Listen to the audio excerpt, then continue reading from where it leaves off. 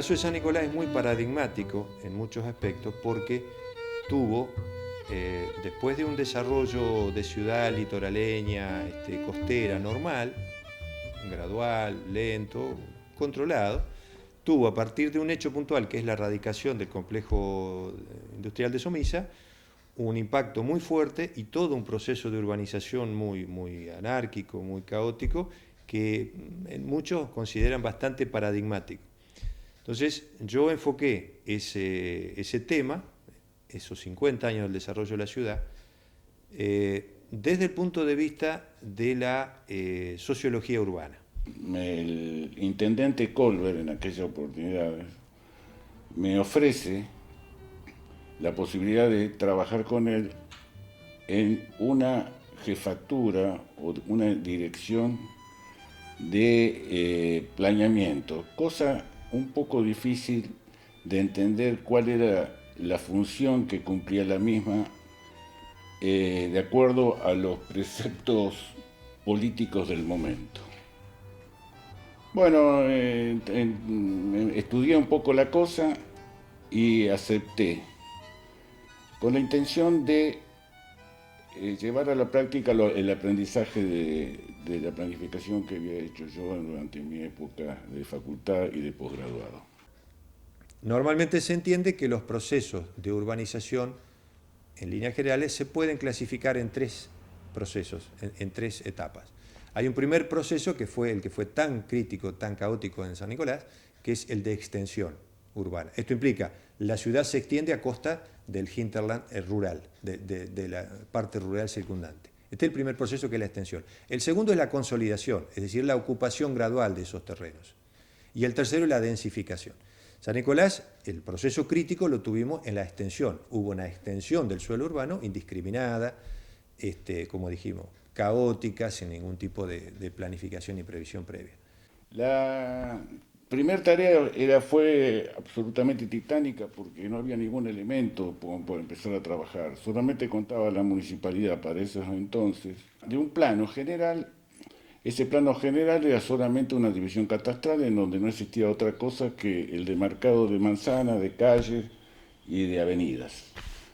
No existía ningún tipo de documentación y entonces la primera tarea que me encargué de llevar adelante fue primero conocer la ciudad para saber dónde estábamos parados.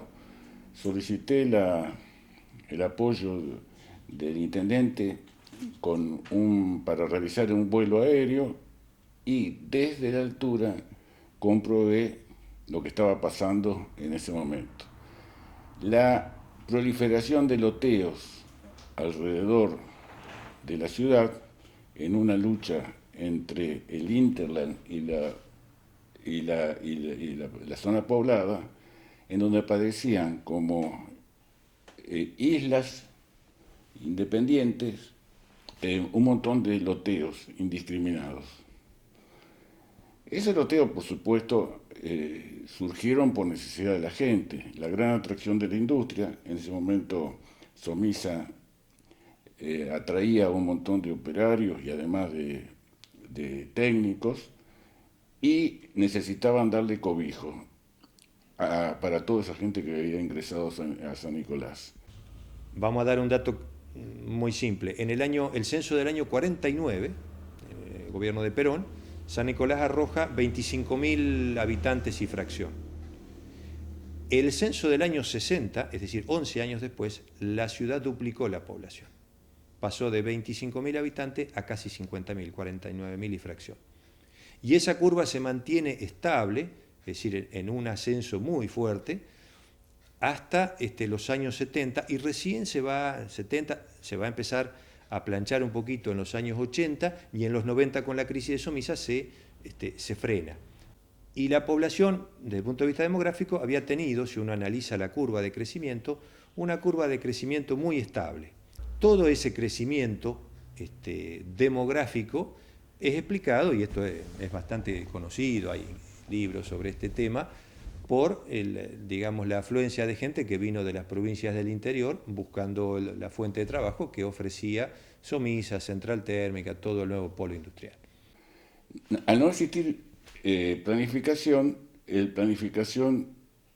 era suplantada por la inmobiliaria y por los intereses de los dueños de las distintas quintas que obviamente obtenían más rédito urbanizando sus propiedades que trabajándola en frutales,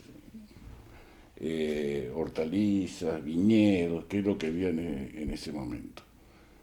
Lógicamente, no tenía al no existir ningún tipo de estudios previos en San Nicolás, el hecho de trabajar en esa dirección de planeamiento se transformó en una primera etapa en la búsqueda de información, que la ciudad te cantara como una radiografía donde se encontraban los mayores problemas. Y bueno, empezamos a trabajar. Primero conseguir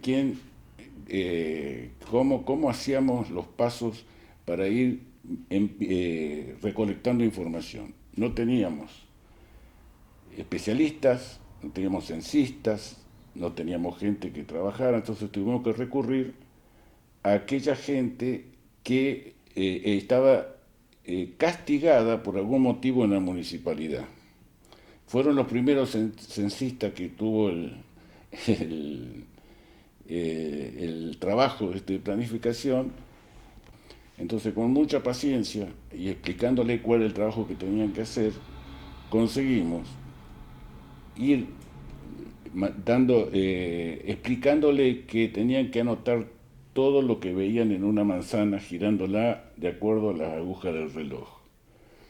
Entonces, si había una casa de una forma o de otra, que sea un trabajo, es una información que no nos trae ninguna evidencia cierta, pero por lo menos era la información que podíamos tener en ese momento. Y así se fue haciendo. Entonces descubrimos que además de la gran dificultad que acarreaba el hecho de la insularidad de los distintos loteos, también existía la poca densidad que tenían esos loteos.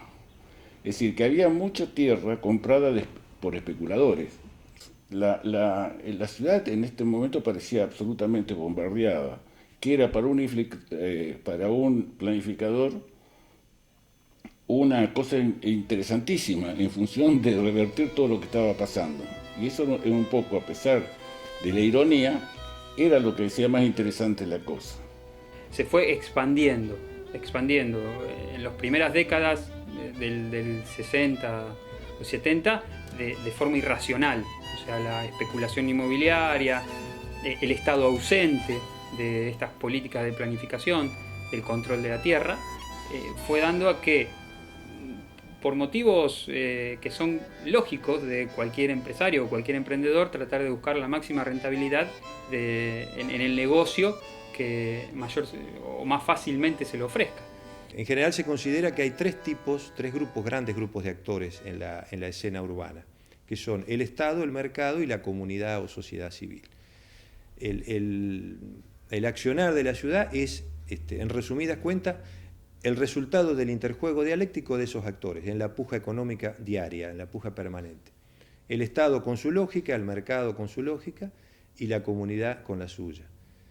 Esto es así naturalmente. La ciudad capitalista es una ciudad que es escenario de la puja de actores. No es ni bueno ni malo, es así.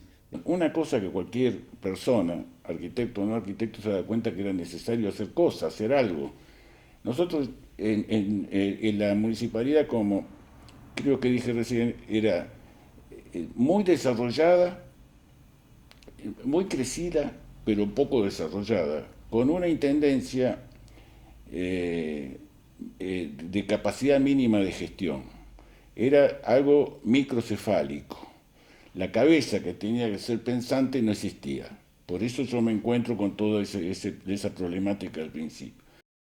El Estado no intervino en la regulación del suelo urbano. Las consecuencias de todo ese proceso sobre la cuestión urbana son también bastante conocidas. No hubo una intervención del Estado regulatoria del uso del suelo, tampoco hubo una acción previa del Estado acondicionando suelo, urbanizando suelo para afrontar toda esa demanda, y el resultado fue, es muy complejo, digamos, y hay distintos tipos de explicaciones, pero el resultado fue toda esa multiplicidad de loteos indiscriminados que se hicieron en distintas partes de la ciudad.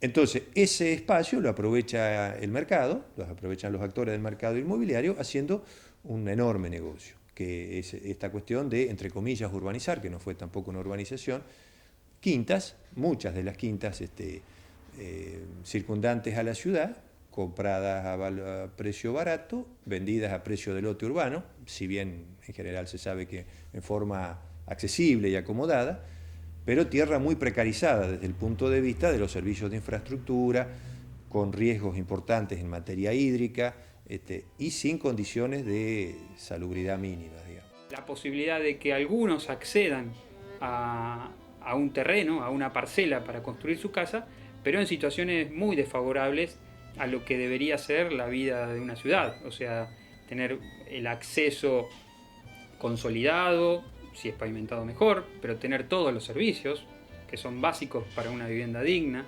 tener medios de transporte público para poder acceder y tener el equipamiento necesario para el desarrollo de un barrio. De equipamiento hablamos de escuelas, de centros de salud, de espacios culturales, y por sobre todo, o también, y a este mismo nivel, espacios públicos de calidad, de recreación, de sociabilización, de encuentro y reunión del barrio. Toda esta etapa, esta primera etapa, se ve frustrada con la aparición del golpe militar. Nosotros habíamos elaborado, que fue lo primero que hicimos, sacar una ordenanza mínima, tratando de que no se permitieran más los loteos. Pero no teníamos la fuerza de ley suficiente como para poder implementarla, por lo menos hostigar esa cuestión. Cuando viene el golpe, entra acá a cargo de un teniente coronel, Huergo, y de un secretario de gobierno, Carreras de Zavalía. Persona que me interesa ser punto de referencia, porque era un tipo realmente de un entusiasmo y un conocimiento de la planificación, quizás por su profesión militar. Entonces encuentro ahí, como teórico de la planificación, apoyo. Y empiezo a conseguir más rápidamente auxilio en la ejecución de los trabajos. Logramos resolver el tema más importante, que era detener el loteo indiscriminado. Ya salió más firme. Y después aprobamos una ordenanza que ahí más o menos resumía lo más importante de la cuestión planificadora de San Nicolás. Desde el 77 en adelante, con la sanción de la ley 8912, con la sanción de la ordenanza 1206, que es la primera que le da marco regulatorio en San Nicolás, y con todo lo que vino después, se empieza lentamente a frenar ese proceso. Es decir, se frena el primer proceso, que es la extensión de la planta sobre el terreno rural. Se deja de hacer eso. Ahora, nos queda un saldo enorme en ese momento por urbanizar. Hay enorme cantidad de barrios por completar con servicio. El 7312 fue una ley de suelos muy parecida a una ley española, en donde también nos apoya en el sentido de la clausura de todo tipo de loteos, inclusive la exigencia mínima para la ejecución del loteo. La ley 8912, el verdadero nombre es Ley de Ordenamiento Territorial y Uso del Suelo, es una ley que tiene muchos aspectos hoy cuestionables, digamos, pero que en aquel momento tuvo el enorme valor, y todavía lo tiene, de establecer una concepción del uso del suelo sujeta al interés público. Es decir, deja bien claro, sobre todo en los primeros artículos son realmente una declaración de principios muy interesante y todavía válida, a pesar de todo lo que hoy podemos criticar de la ley y que la ley está perimida. Pero los objetivos generales, los lineamientos generales de la ley son muy válidos aún hoy, a más de 30 años de dictada, porque dice claramente que el suelo urbano es un bien no renovable sujeto al interés público, y eso, curiosamente dictado por un gobierno militar, pero eso también tiene una explicación para que no se lo entienda mal, porque no es una apología de un gobierno militar lo que uno quiere hacer, la ley tiene una concepción muy anterior, sale en el gobierno militar por una cuestión casual. Eso es una cosa realmente progresista, la concepción general de la ley. Después tiene aspectos puntuales que son excesivamente rígidos, pero hay que reconocer que tampoco la ley tuvo, desde 30 y pico de años a esta parte, una debida actualización, digamos. Los lineamientos generales son válidos. Básicamente, lo que condiciona la ley es la forma de crecimiento y la regulación del uso del suelo. Entonces, a ese proceso la ley le pone un coto muy claro. Le dice, señor, ¿usted quiere urbanizar? Bueno, va a urbanizar en la zona que la ordenanza de zonificación local le permita, y lo va a urbanizar previa extensión de los servicios de infraestructura. Me acuerdo patente de la Melliza, de todo ese sector. Ahora está un poco más habitado y un poco se han unido en cierta medida algunos de los barrios, pero antes eran directamente una isla alejada de otras, para pasar por campos se veía el caminito peatonal que comunicaba barrio por barrio y demás.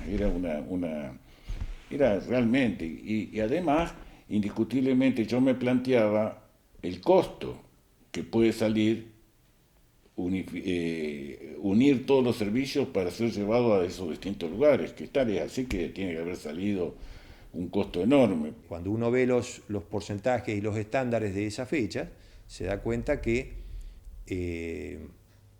mirando la planta urbana de la ciudad en esos años, los radios que eran servidos por infraestructura eran la ciudad tradicional, la ciudad histórica. Todo lo demás era una tierra, entre comillas, urbanizada, pero que carecía de los servicios más elementarios. Y esto se fue, digamos, arrastrando a lo largo de más o menos unos 25 años, desde la erradicación de Somisa, cuando viene toda esa explosión de personas que vienen básicamente de las provincias del interior, hasta que eso se frena, como decíamos, en el año 77. Entonces ahí es muy claro el juego de actores sociales, donde hay un Estado ausente, o sea, que interviene puntualmente con algunas intervenciones, donde hay un mercado muy activo, pero que lucra con esa enorme necesidad, ofreciendo tierra, es cierto que accesible y barata, pero una tierra muy precaria en materia de servicios de infraestructura, y entonces se da un fenómeno de, entre comillas, marginalidad legalizada. El Estado por ausencia, el Estado por omisión termina legalizando una precariedad urbana, una marginalidad urbana que todavía en algunos sentidos estamos sufriendo. Y yo creo que a mí una cosa que me preocupaba enormemente era la falta de densidad. Una manzana con 4 o 5 casas, otra manzana con tanto, es decir, que la oferta de tierra era tanta que directamente y seguían apareciendo ofertas de tierra. ¿Por qué pasó esto? ¿Por qué el Estado miró para otro lado? ¿Por qué el Estado no intervino? Eso tiene que ver con las concepciones del desarrollo que había en esa época. Cuando uno hablaba de desarrollo en los años 50, siempre se hablaba de desarrollo industrial. Desarrollo era sinónimo de desarrollo industrial. Y se entendía, por eso digo que hay que sacarle el factor moralista a esto, se entendía que la locomotora del desarrollo era el desarrollo industrial. Un país desarrollado industrialmente era por antonomasia un país desarrollado. Después se empezó a hablar de desarrollo social, de desarrollo endógeno, de desarrollo ambiental, etc. Pero en aquel momento entender el desarrollo en términos de desarrollo industrial era casi un sinónimo. Y acá San Nicolás fue un claro reflejo de eso. El Estado hizo una enorme inversión pública en una empresa estatal. Lo demás se suponía por las concepciones de la época que venía de la mano. venía por antonomasia. El desarrollo industrial traía todo lo demás. Vemos en San Nicolás que, curiosamente, un hecho benéfico, como fue la erradicación de semejante fuente de trabajo, no significa por sí sola una mejora para toda la comunidad. Al contrario, puede ser un factor contraproducente cuando no va acompañado de otras políticas. Entonces, acá hubo una fuerte inversión industrial, lo que reclamaban las concepciones de la época, y un silencio o intervenciones muy puntuales en materia urbanística, sobre todo en terreno del uso del suelo. El resultado fue entonces una enorme cantidad de tierra rural circundante, muchas veces sin ninguna continuidad entre tramas, entre barrio y otro, sin dotación de servicios, sin previsiones de continuidad de vías troncales, casi siempre colgadas de alguna vía, de alguna ruta troncal, y esa tierra salió al mercado. Tampoco hubo una más mínima regulación en cuanto a la cantidad de tierra que se permitía urbanizar, es decir, en aquel momento hubo una sobreoferta de tierra, todavía en algunos barrios tenemos tierra vacante, así que, y estamos hablando de un proceso que fue hace 50 o 60 años, así que nos podemos dar una idea de la enorme producción de tierra, repito, entre comillas, urbanizada, tampoco era una urbanización.